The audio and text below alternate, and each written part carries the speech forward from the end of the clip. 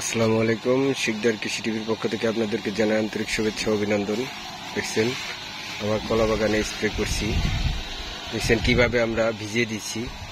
প্রত্যেকটা পাতা সুন্দর করে এভাবে ভিজিয়ে দিতে হবে। আর আমরা এখানে ইউজ করছি ক্যারাটি এবং টিল। এই 16 লিটারের এক জারে 2 ঢাকনি ক্যারাটি এবং 2 ঢাকনি টিল 100 মিলি বোতলের মিক্স করে আমি গাছগুলা স্প্রে করছি। দেখছেন আমি পানি দিয়েছি, মাটিগুলা ভিজা, এখন তো শুকায়নি।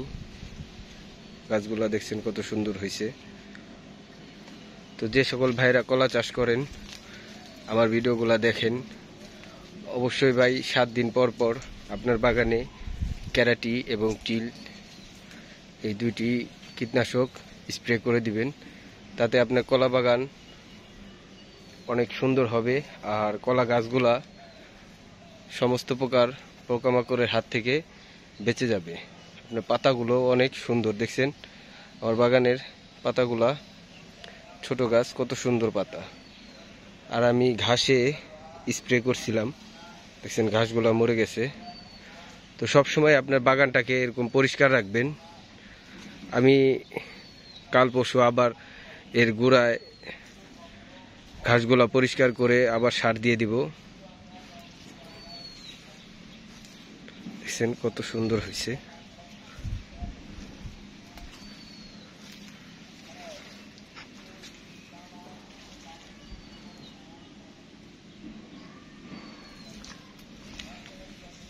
দেখছেন আমার বাগান।